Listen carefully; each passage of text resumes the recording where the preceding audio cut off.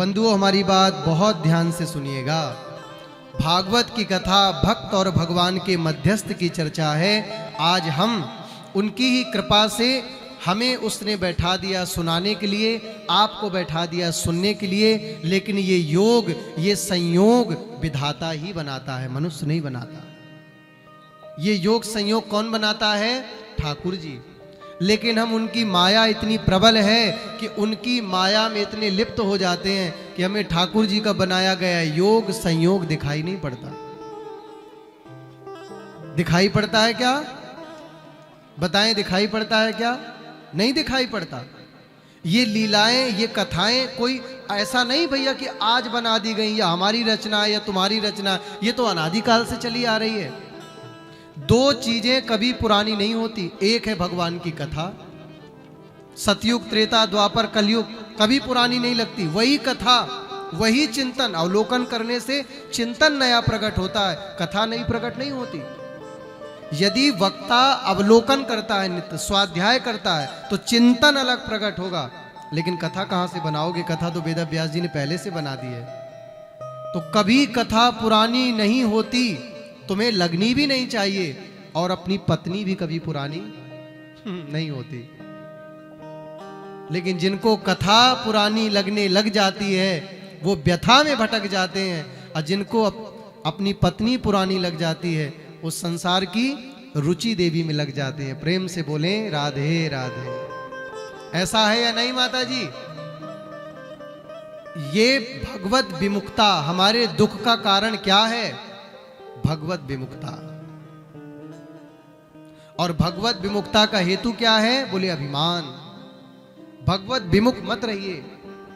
एक भी क्षण हमारा ठाकुर जी से अलग ना हो, ये प्रयास हमें भागवत कराती हैं। इस बात का संकेत हमें भगवान ठाकुर जी की कथा देती है। एक भी क्षण हमारा, एक भी क्षण। अब इसका मतलब ये नहीं है कि आप जब माला लेके नहीं बैठोगे तो आपका नहीं माना जाएगा भगवान के चरणों में बैठना। यदि आप पूजा नहीं करते तो नहीं माना जाएगा।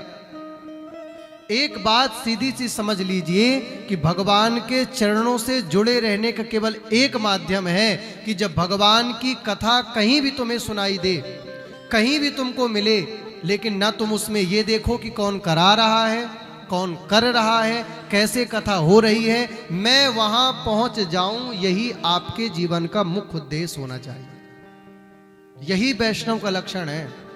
चलो मैं मान लेता हूं जो करा रहा है उससे व्यक्तिगत बैर हो सकता है, जो कर रहा है उससे भी मान लीजिए हो सकता है, लेकिन जिसकी कथा हो रही है उससे कैसा बैर? उससे किसी प्रकार का कोई बैर है क्या? मैया बताओ, हाँ या ना? उससे बैर है क्या? कराने वाले से हो सकता है, करने वाले से हो सकता है, लेकिन जिनकी कथा हो रही है उससे किसी भी प्रकार का बैर हो नहीं सकता।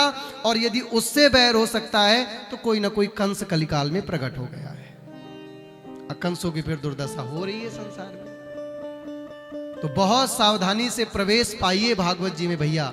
भगवान और भक्त की मध्यस्थ की बातें हैं। इस भागवत महापुराण में 18,000 श्लोक हैं। बंधुओं, हमारे जीवन में भागवत की कथा, अध्यात्म, सत्संग करता क्या है? बोले बैलेंस बनाता है। क्या बनाता है? क्या बनाता है? बैलेंस। जीवन में सब कुछ हमारे होता है, लेकिन सब कुछ होने के बावजूद भी हमारे जीवन में हमें आनंद नहीं मिलता, सुख नहीं मिलता, पूर्ति नहीं होती, संतुष्टि नहीं होती। मन कहीं ना कहीं खिन्न रहता है। उस मन खिन्नता का केवल एक कारण है, अध्यात्म का ना होना। अध्यात्म का ना होना। कुछ भी ना हो हमारे जीवन में, लेकिन अध्यात्म है। याद रखना, बहुत सारे लोग क्रॉस क्वेश्चन मारेंगे कि महाराज जी पैसा बिन कुछ नहीं होता। मानते हैं आपकी बात, बिल्कुल नहीं होता, लेकिन पैसा सब कुछ भी नहीं होता।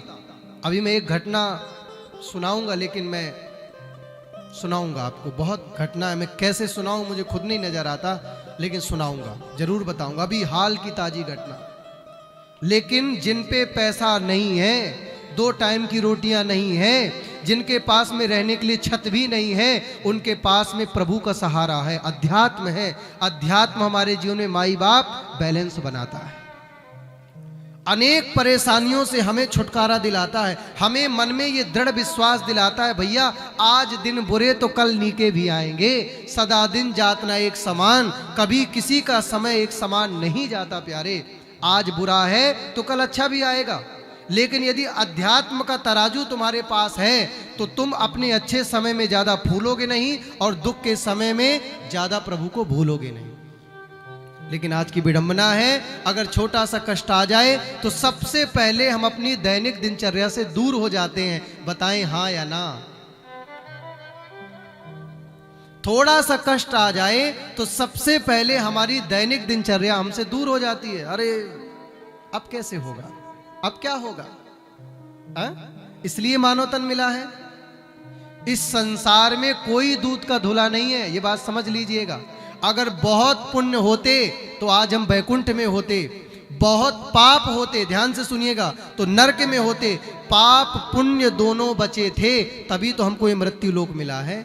इस मृत्यु लोक में केवल भैया देखने मात्र का सुख है, लेकिन रियली में कोई सुख नहीं है। यहाँ लगता है जैसे आपके सामने अगर मैं 1000 शीशा अभी लगा दूं, प्रैक्टिकल करना, ये दर्शन करिए मेरे पीछे, यदि एक साथ 1000 शीशा लगा दिए जाएं और केवल एक व्यक्ति का उसमें मुख दिखाया जाए तो व्यक्ति एक है, लेकिन 1000 शीशा के कारण उसमें उसके मुख कितने हो गए? बोले जोर से, कितने हो गए? 1000 हुए कि नहीं? व्यक्ति एक है, लेकिन 1000 शीशे के कारण 1000 मुख हो गए। लेकिन जैसे शीशा हटाया तो वो व्यक्ति कहां गए? हजारों। बोले जो शीशे में प्रतिबिंब दिख रहा था वो उस व्यक्ति का ही प्रतिबिंब था जो शीशे में अपना मुख देख रहा था। वो शीशे का प्रतिबिंब निकल करके उसी व्यक्ति के बिंब में जाकर के समाहित हो गया। ईश्वर अंश जीव अविनाशी, हम सब तो नश्वर हैं, आए हैं एक दिन हमको जाना है, सत्य तो केवल वो परमात्मा है। तो ये बात जान लीजिए कि इस मृत्यु लोक में सदा कोई अमरौती खा के नहीं आया। इसलिए क्या गया, क्या मिला, क्या आएगा, क्या चला गया, तुम अपने जीवन से किसी भी स्थिति में अध्यात्म को ना जाने देना। यही भागवत की कथा तुम्हें संदेश देती है, यही भागवत की कथा तुम्हें सिखाती है।